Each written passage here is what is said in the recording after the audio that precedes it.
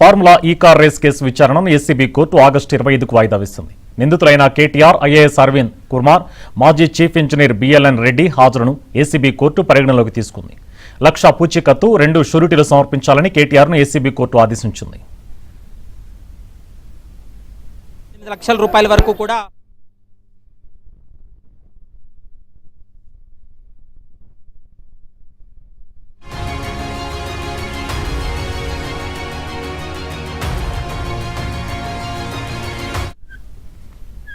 Formula E car race case విచారణను ACB court August 25కు వాయిదా వేసింది. నిందితులైన కేటీఆర్, ఐఏఎస్ అరవింద్ కుమార్, మాజీ చీఫ్ ఇంజనీర్ బిఎల్ఎన్ రెడ్డి హాజరును ఏసీబీ కోర్టు పరిగణలోకి తీసుకుంది. 1,00,000 పూచీకత్తు, 2 షూరిటీలు సమర్పించాలని కేటీఆర్ను ఏసీబీ కోర్టు ఆదేశించింది. ఇదే అంశంపై మరిన్ని అప్డేట్స్ మా క్రైమ్ కరెస్పాండెంట్ ప్రవీణ్ అందిస్తారు. Praveen, formula E car racing కేసులో ఇప్పటికే వ్యక్తిగతంగా నిందితులు విచారణకు హాజరు కావడం జరిగింది. ముఖ్యంగా కేటీఆర్ను కూడా ఈరోజు వ్యక్తిగతంగా ఏసీబీ కోర్టు ముందు హాజరైన తర్వాత వాళ్ళ అటెండెన్స్ తీసుకున్న తర్వాత తదుపరి విచారణ ఆగస్టు 25కు వాయిదా వేసింది. మరోవైపు 1,00,000 రూపాయలు పూచీకత్తుతో పాటు 2 షూరిటీస్ను సబ్మిట్ చేయాలంటూ కూడా ఏసీబీ కోర్టు ఆదేశించినటువంటి పరిస్థితి ఉంది. మరోవైపు ఈ కేసులో ఉన్నటువంటి నిందితుల తరపు న్యాయవాదులు అయితే మాత్రం కోర్టుని ఒక అంశాన్ని అభ్యర్థించడం జరిగింది. ఎందుకంటే ఈ కేసులో ఛార్జ్షీట్తో పాటు ఏసీబీ సేకరించినటువంటి టెక్నికల్ ఎవిడెన్స్ ఏవైతే ఉన్నాయో వాటిని కూడా తమకి అందజేయాలనేటువంటి అంశాన్ని న్యాయస్థానాన్ని కోరడం జరిగింది. మరోవైపు వచ్చేటువంటి విచారణలో ఏసీబీ సమర్పించినటువంటి అంశాలన్నిటిపైన కూడా అందజేయాలంటూ కూడా ఏసీబీ కోర్టు కూడా స్పష్టం చేసినటువంటి పరిస్థితి. మరోవైపు ఎఫ్ఈఓ కంపెనీ ఈరోజు ఈ కేసులో నిందితులుగా ఉన్నారు కాబట్టి ఎఫ్ఈఓ కంపెనీ తరపున కూడా వాళ్ళు టైం తీసుకోవడం జరిగింది.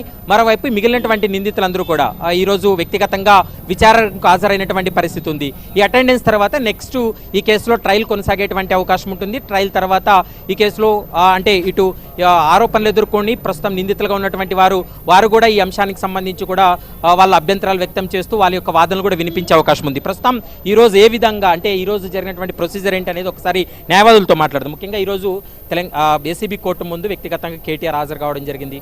మరోవైపు ఐఏఎస్ అధికారి అరవింద్ కుమార్, బిఎల్ఎన్ రెడ్డి హాజరయ్యారు. ఈరోజు జరిగినటువంటి ప్రొసీజర్ ఏంటి, కోర్టు ఎలాంటి కామెంట్స్ చేసింది? ఇది అపియరెన్స్కి వచ్చినటువంటి కేసు ఛార్జ్షీట్ ఫైల్ చేసిన తర్వాత వాళ్ళు 2 షూరిటీస్ ఇవ్వమన్నారు. 1,00,000 రూపాయల చొప్పున 2 షూరిటీ ఇవ్వటం జరుగుతుంది. ఆ తర్వాత కేసు 25 ఆగస్టుకి పోస్ట్ చేయడం జరిగింది. అయితే ఎప్పుడు కూడా ఏంటి అంటే ఈ ఛార్జ్షీట్ ఫైల్ చేసినప్పుడు తర్వాత ఏదైతే డాక్యుమెంటరీ ఎవిడెన్స్ ఏదైతే కలెక్ట్ చేస్తారో ఈ ఏసీబీ వాళ్ళు ఇవన్నీ కూడా ఎవిడెన్స్ అన్నీ కూడా కోర్టులో ఫైల్ ఛార్జ్షీట్తో పాటు ఫైల్ చేస్తారు. దానికి సంబంధించినవి టెక్నికల్గా లేకపోతే ఇట్లాంటివి ఉంటాయి కదా, ఈ ఏదైతే ఈ మధ్య కాలంలో వచ్చిన సైబర్ సంబంధించినటువంటి ఇట్లా ఎలక్ట్రానిక్ ఐటమ్స్ ఇవన్నీ కూడా మాకు కావాలి, అసలు వాళ్ళు ఏమి చేసిన ఏం సంగతి అని మేము అడగటం జరిగింది. కోర్టు కూడా కంపల్సరీ ఇస్తుంది, అది అక్యూజ్డ్కి ఇవ్వాలి, అదొక ట్రయల్లో ఒక భాగం అనమాట. తర్వాత ఇవన్నీ కోర్టు కూడా ఛార్జ్షీట్ కానీ డాక్యుమెంటరీ ఎవిడెన్స్ కానీ ఇవన్నీ చూస్తుంది. చూసిన తర్వాత ఏమైతే ఛార్జెస్ ఫ్రేమ్ అవుతాయి.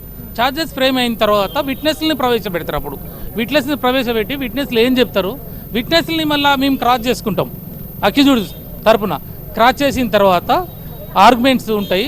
ఆర్గ్యుమెంట్స్ తర్వాత మళ్ళీ డిఫెన్స్ ఎవిడెన్స్ మాదేమన్నా ఉంటే మేము కూడా పెట్టుకునే అవకాశం ఇస్తారు వాళ్ళు, మేము కూడా డిఫెన్స్ ఎవిడెన్స్ పెట్టుకుంటాము. ఇవన్నీ జరిగిన తర్వాత పర్సనల్ అపీరెన్స్ అయిపోయింది కాబట్టి నెక్స్ట్ ఛార్జ్షీట్ దశలో నెక్స్ట్ ట్రయల్కి వెళ్ళేటువంటి ఛాన్స్ ఉంటుందా? అందుకే ఏమంటున్నా, after careful consideration of the all documents, after peruse of the all document the court will take decision. The court ఒకవేళ వాళ్ళు ఛార్జెస్ ఫ్రేమ్ చేస్తే ఇఫ్ కేస్ ఇస్ ఫిట్ అని చెప్పేసి అనుకోవడం చేస్తే ట్రయల్ కమెన్స్ అవుతుంది. కమెన్స్ అయిన తర్వాత విట్నెస్కి సమన్స్ వెళ్తాయి. విట్నెస్ వాళ్ళందరూ వస్తారు. ఎంతమందికి సమన్స్ వెళ్తే వాళ్ళు వస్తారు, వాళ్ళు ఏం చెప్పాలనో చెప్తారు. తర్వాత అట్లనే ఏసీబీ దగ్గర ఏమేమి డాక్యుమెంటరీ ఎవిడెన్స్ ఉన్నాయో వాళ్ళు అవన్నీ కూడా ప్రొడ్యూస్ చేస్తారు. అది చేసిన క్రమంలోనే మేము క్రాస్ చేస్తాం. కాబట్టి ఏమంటున్నాం అంటే మేము ఫస్ట్ నుంచి కూడా ఈ కేసు ఏమంటున్నాం అంటే without having any valid documentary proof, only ఇది political vendetta, but there is no bribe, there is no demand of bribe, there is no acceptance of bribe, there is no collective from the offense or money or whatever costly valuable things, but there is no recovery. But the 3 aspects, there is no case. From the beginning we are arguing before the court, we are argued Honorable High Court also passed a interim order in favor of the KTR garu. At this juncture should not take any coercive steps against the KTR garu, that on the basis of the charges now the ACB has filed the charge sheet. After perusal of the all documents, the court will frame. After basing on these charges, again we will go to the High Court.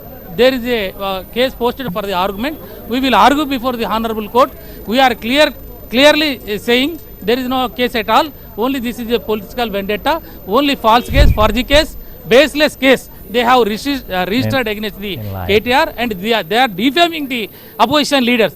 It is not a case at all. Right, ప్రస్తుతం మనం చూస్తున్నాం ఇప్పటికే ఈ కేసుకు సంబంధించి అంటే formula E car race కేసులో chargesheet వేసిన తర్వాత ఛార్జ్షీట్ను పరిగణలోకి తీసుకొని ప్రస్తుతం ఈ కేసులో ఉన్నటువంటి నిందితులకి సమన్స్ ఇవ్వడం జరిగింది. ఈరోజు వ్యక్తిగతంగా వాళ్ళ పర్సనల్ అపీరెన్స్ ఇవ్వడం జరిగింది. అటెండెన్స్ తీసుకున్న తర్వాత వచ్చే నెల 25కు వాయిదా వేసింది. 25వ తారీఖున మరొకసారి ఈ కేసు విచారణ కొనసాగుతుంది. మరోవైపు నిందితుల తరపు న్యాయవాదులు అడిగినట్లు ఈ కేసుకు సంబంధించినటువంటి టెక్నికల్ ఎవిడెన్స్ కావచ్చు, ఏవైతే ఆధారాలు సేకరించారో వాటికి సంబంధించి కూడా తమకు అప్పగించాలనేటువంటి అంశానికి సంబంధించి వచ్చే నెల 25వ తారీఖున ఒక క్లారిటీ వచ్చేటువంటి అవకాశం అయితే కనిపిస్తుంది. Right, thank you Praveen.